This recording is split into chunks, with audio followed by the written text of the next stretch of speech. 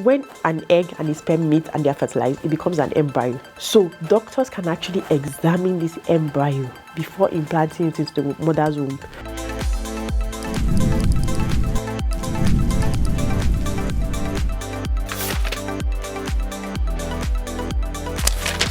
What's up, beautiful people? Welcome to another exciting episode of TTC Diaries with Dr. O. You already know. And in today's episode, we're discussing a very interesting yet controversial topic, okay? And this topic is about gender selection. IVF gender selection. For those who don't know what IVF is in vitro fertilization. So this is like a method of reproduction where an egg is taken from a woman and a sperm is taken from a man, is fertilized in the lab and then implanted into the woman's womb. Then to answer the second question, what is gender selection? Gender selection is choosing the gender of your baby. So determining whether your baby is going to be male or female, and I'm sure a lot of you would love that. But some people also have issues with this, like ethical issues, that is it right to determine what gender of your baby is going to be? You're cheating nature, you're going to affect the population of the earth, the environment, and blah blah blah. So to each his own. There are both sides. People believe it's not right, people believe there's nothing wrong with it, right? Anyway, that's not the topic of today. We're not thinking about whether it's right or wrong. We're talking about, is it possible to determine the gender of your baby? So under natural circumstances, it is not.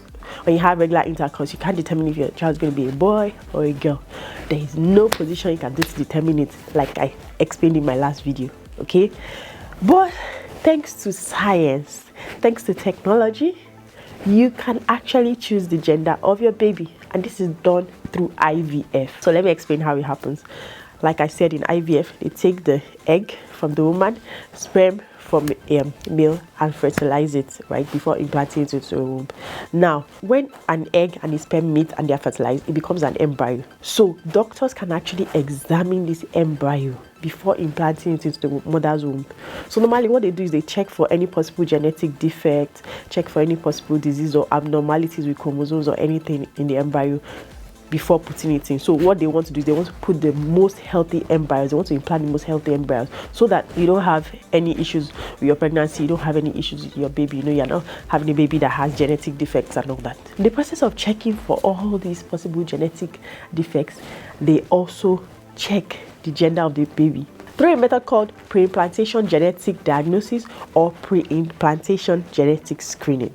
So they can actually check the chromosome to see which one has Y chromosome, which one has X chromosome, and then they take whichever gender you choose and implant it into your womb. So this method, it seems very straightforward. It is very straightforward. And some people might be wondering, what are the success rates? How successful is it? How guaranteed is it? If I say I want a boy, I'm going to get a boy. How can I guarantee this? Well, guess what? Success rates are almost 100%.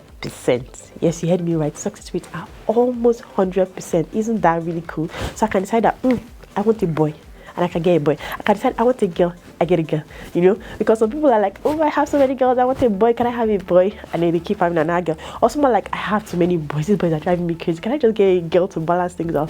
And they have another boy. So now you have your chance with IVF to choose what you want. But now, let's talk about the costs. How cost effective is it, or rather how expensive or affordable is this? Well, this procedure is actually expensive, except you are Dangote or Bill Gates or Elon Musk. This procedure is actually expensive, but then expensive is relative, right? So in the US, we're looking at something, in addition to the regular IVF process, we're looking at anything from an extra $5,000 or more just to have this gender selection process. But some will say it's definitely worth it, especially certain types of Nigerian men that always insist that they want boys. You want boys, go and pay extra money now and get it. But of course, like IVF itself does not have 100% success rates. Not every IVF procedure comes out successful, right? There might be miscarriages along the way, the pregnancy might not happen and all that. So that's another thing to consider when you're thinking of spending this money just because you want a certain gender. Remember, all children are wonderful, whether male or female. They are amazing, right? But this procedure is for those who are determined and choose that I really want this for whatever reason.